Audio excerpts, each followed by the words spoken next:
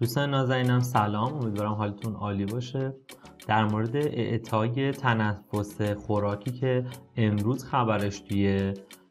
اخبار حوزه بورس پیچید و خیلی از افراد با این خبر توی صفحه خرید پالایشگاهی رفتن، میخوام این جزئیات رو در موردش به اشتراک بذاریم با شما و اصلا بیشتر در مورد این مصوبه اطلاعات به دست بیاریم.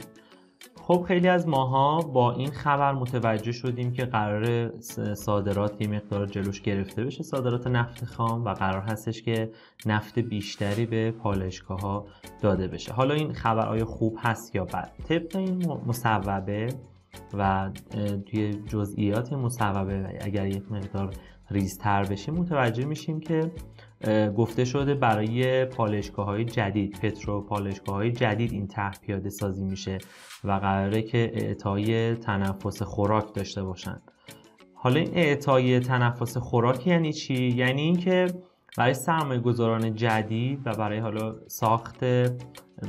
و احداث پترو پالایشگاه‌های جدید میان میگن که به اندازه اون هزینه‌ای که شما انجام دادید و اومدید این پترو پالایشگاه رو احداث کردید، به اندازه کل هزینه‌اش توی یک سال ما هیچ مبلغی برای خوراک پتروشیمی پالایشگاه شما در نظر نمیگیریم و این پولی که از شما نمیگیریم برای یک سال رو میایم در طول سالهای آینده به صورت اقساطی ازتون دریافت میکنیم. حالا چرا پس اگر برای شپنا، شتران، شبندر و شبریز و حالا سایر پالایشگاهی ها تأثیری نداره این خبر، چرا پس به سقف خرید منجر شدن و باعث شد که تقاضای خوبی براشون به وجود بیاد؟ ببینید، به خاطر ارزندگی این سهام دنبال بهانه هستن، یعنی بازیگرهای این سهم و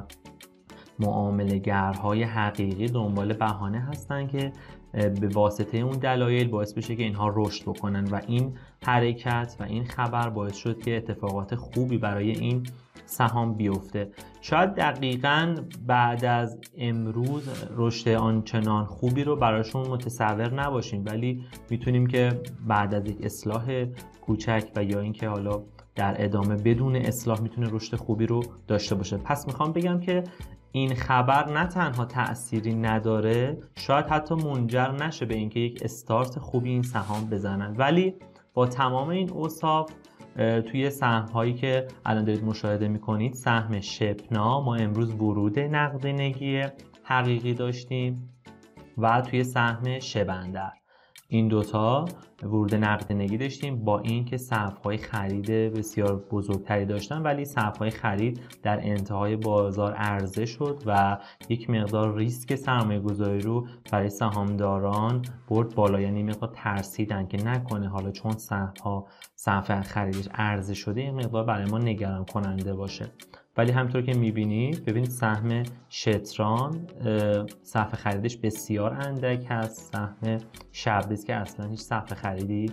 نداره. امیدوارم که در آینده بتونید سود خوبی از این سهام بگیرید و اینو بدونید که برای آینده این سهام بسیار خوبی هستن و با دید بلند مدت حتما سهامداری بکنید. موفق و پیروز باشید و خدا نگهدار.